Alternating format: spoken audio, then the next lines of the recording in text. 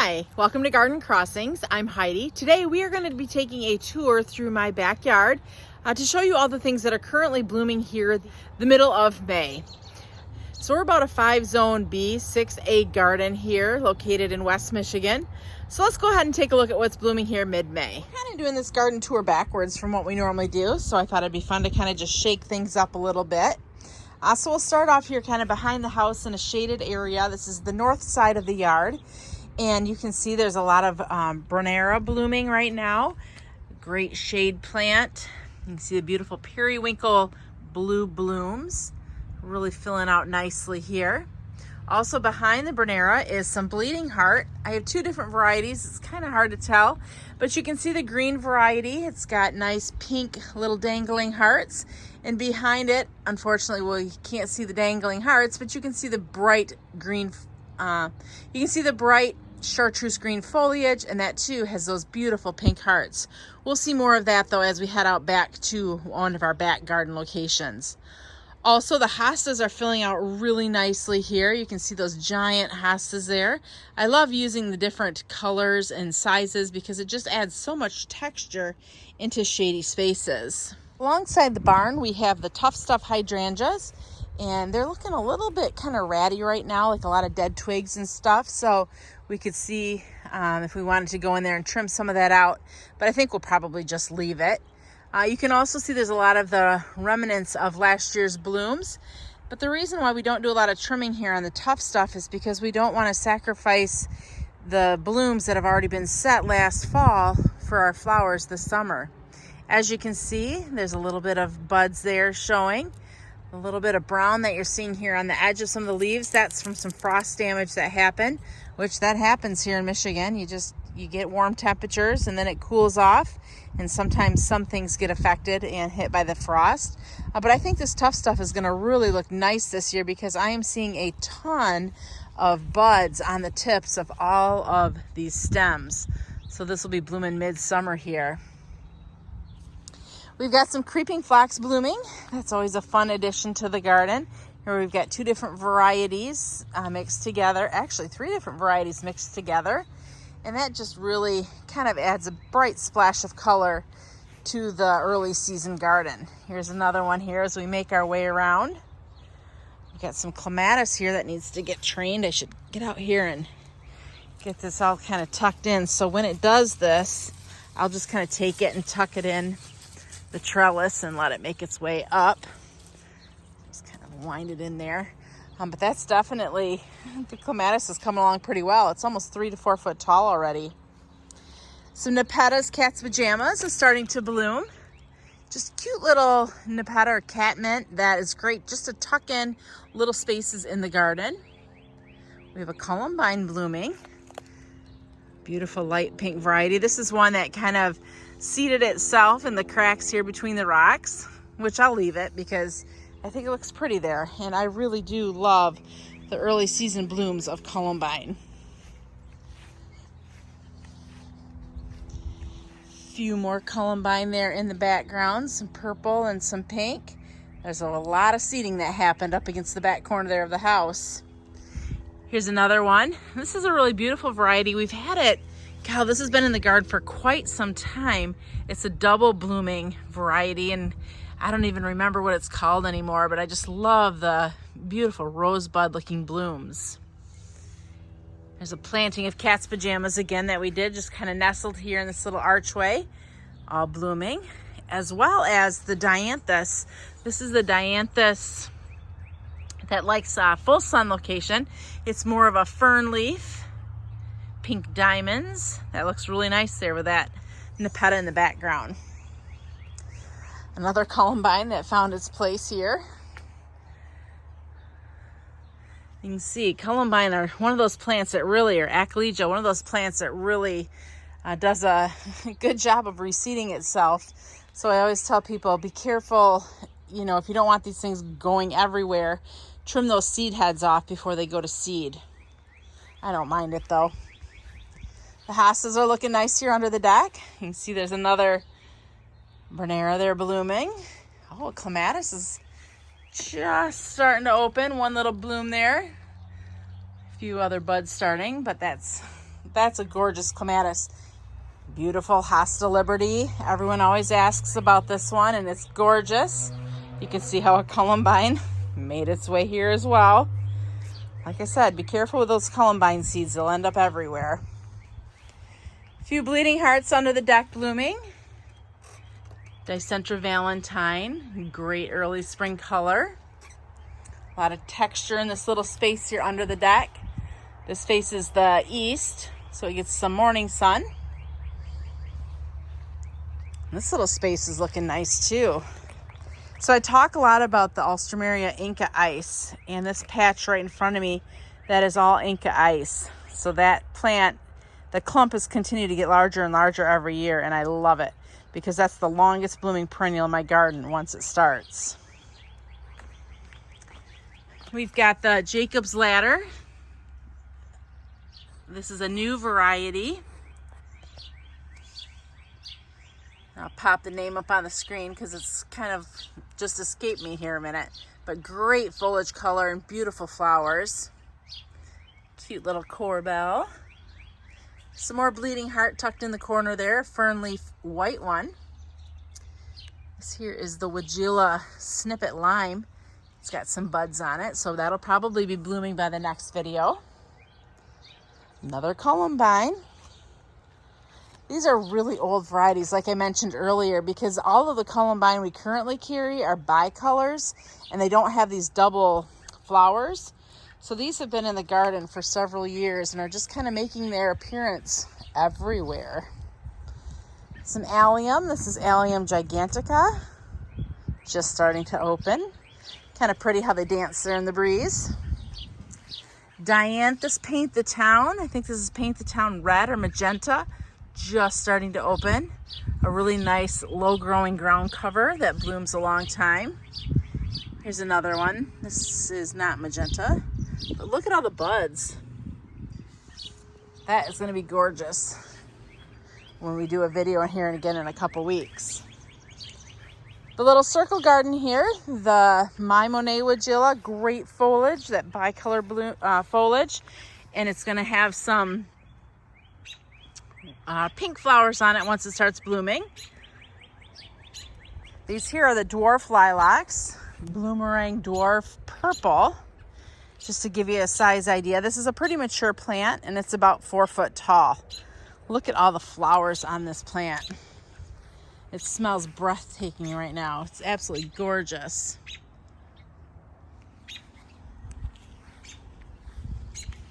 The Atlas roses have some buds just starting to form, so those will be blooming next time we do a video out here. I'm gonna head on out to the butterfly garden and see what's blooming out this direction. Not a lot going on out here yet, but there's a lot to come. Right up front here, there's a few cat's pajamas there by the statue angel starting to bloom. Some lupine, they're going to be blooming within no time. There's milkweed out here, phlox, delphinium, salvias, veronicas. This is one I'm putting on the show right now. This is the Amsonia Storm Cloud. Gorgeous, gorgeous periwinkle blooms. I love this plant so much. We put a few more out in the back garden area. We'll see those shortly. But this is just really a beautiful addition to a spring garden. Behind it is the Weigela Sonic Bloom Pink.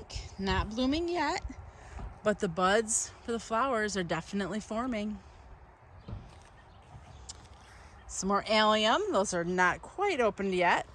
But those are going to be those really large allium when they do. We'll head on back here to the shade garden and see what's going on back here. It's always kind of pretty this time of year. The hostas are just starting to open, not all totally full and open yet. So really we still can see some ground, but as they continue to open, this will be just solid leaves of hosta. All the different beautiful colors and textures going on. You can see here under the tree, it's a little bit more protected. And so there's a lot of them here that still have to open yet. But man, that's going to be gorgeous once they all are in bloom. Right up in front of me is a pulmonaria. This is a little bit past its prime, but you can see the beautiful purple and pink flowers. A great plant for shade gardens. Look at all the color and texture here. That yellow just really pops in this kind of more dark, shady corner. Also in a shade garden, ferns are important.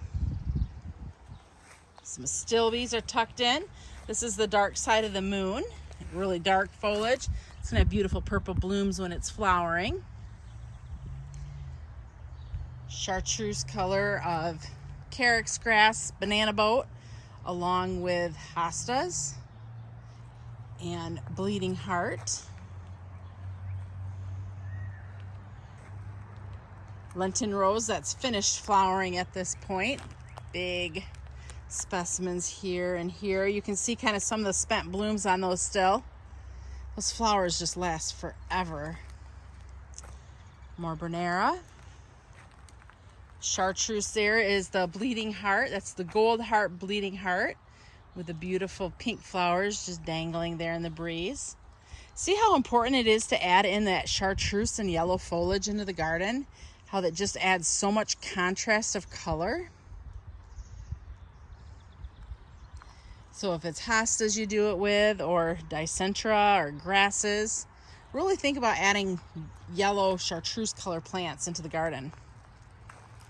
Here we have some heuchera that's kind of popping here. This is actually it's Heucherella Fun and Games Hopscotch. Beautiful mahogany coloration. Looks nice with those hostas.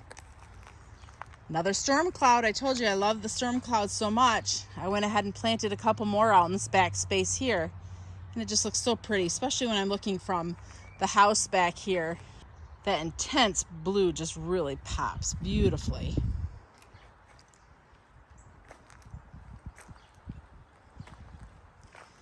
Few more corbels back there. Those really too from the house, they stand out quite a bit, even though they're not that big right now. I can see them about 200 foot away.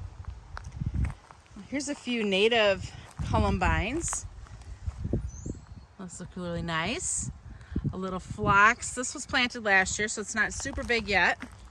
This is the Ruby Riot Spring Bling phlox. Really one of the most intense colors of the creeping phlox that we carry. Chartreuse here. This is Spirea. There you go, another storm cloud Amsonia. I told you I like that plant. When it emerges out of the ground, it has near black stems. And you can just see how it just dances in the breeze. Beautiful habit, kind of a vase-like habit. At the bottom there, it's probably only about 12 inches, but as it spreads, as it comes up, it kind of vases out, and it's about 3 foot wide there at the top canopy. Not much going on right now with the daylilies. Something we'll continue to watch. Let's see what's back here, if there's anything blooming. I see a little purple, so that's going to be a Nepeta. Must have poked some Nepeta in some little places because I don't remember these being here. But that looks really nice. And in the back, that red you're seeing, just a little bit. Let's look closer. That's a flowering quince. And that has been blooming for over a month now.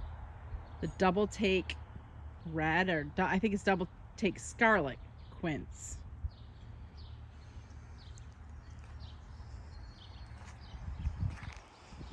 Not a lot of color here quite yet. In this area, there's a lot of hibiscus, rose mallow, so that's going to be more late season color. A lot of Rudbeckia, anemone, daylilies, and hydrangeas, along with clematis. Beautiful spirea there.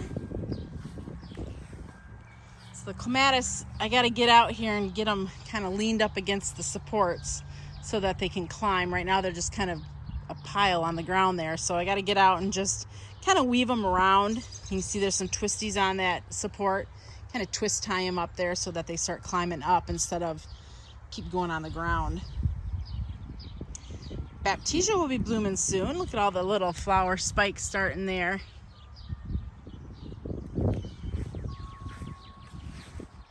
Another little Nepeta. The hibiscus, rose mallow, those are just starting to sprout. So you can see how mature the garden is, but yet this rose mallow is hardly anything showing yet. But that is certainly one plant that's late to emerge, but once it does, it goes to town. It will be blooming end of July. Clematis wall, we got this all fixed up, so that's not all looking junky like it did last year, and the clematis are climbing up it beautifully.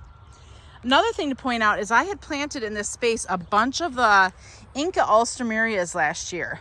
These are all zone 7 or 8. So I didn't know what they would do, if they'd come back or not, but we've been pleasantly surprised. And look at this, they're coming back. Remember, I'm a zone 5B, 6A. So Inca Lolly, Inca Bandit, Inca Rio, Inca Replay is trying to come back. Looks like these here I don't have the tags on anymore. In the back there, Inca Ocean. Right here is Inca Noble. And Inca Gold Rush. So for those being more, I don't want to say tropical because it's not super tropical, but they definitely aren't suited for my zone. But they have come back lovely. So I'm excited to see how they do throughout the summer, and just to see what beautiful flower spikes they'll give us. Weigela Wine and Roses, this should be blooming probably in the next 3 weeks or so. Definitely seeing some buds formed there. Great dark foliage. There's a lot of cone flowers in this area, some sedum, so a lot of late season color. Check out the Limelight Hydrangea. I gotta do a video, just a recap video on this. So this was 8 foot tall last summer, 8 to 10 foot. And we took it back to about 3 foot, and you can see how it's coming back now. We got rid of like a lot of the branching on it and just left a lot of the main stems, but it's coming back really good. It's scary to trim the trim shrubs back, especially when you do it drastically. But if things are getting out of control, too big, or just not looking good, don't be afraid to trim, especially the shrubs. Here we have the Heaven Sent Polemonium. Pretty much done flowering at this point, but this was gorgeous with its beautiful purple blooms and oh, so fragrant. Ooh, the poppies are gonna be blooming soon. Look at all those buds. Oh, I love poppies. They're such a pretty plant to add in the garden. It's an incredible hydrangea. Penstemon. Nice foliage on that. That's going to have beautiful, I think this is going to have white flowers when this one blooms. So yeah, so things are definitely coming along good, filling out nicely. A little bit of color starting in the garden. That's one thing that I'm going to try to do this year, is create kind of like a calendar of color, so that if you're looking to have color in your garden all season long, I'll be showing you what plants to plant so that you can have early season color all the way, back all the way until like late season into the fall, to have beautiful color in your garden. Nothing worse than when you have this beautiful garden, but you have kind of a dry, I'm gonna say a dry spot, I shouldn't say that, kind of a colorless point in the season. So we're gonna go ahead and just create a calendar of color so that you can know what to plant to have seasonal color. Thank you for walking through my garden with me tonight. If you have any questions or comments, feel free to leave them below. If you're new to the station, please subscribe. As always, thank you for watching. I'm Heidi from Garden Crossings.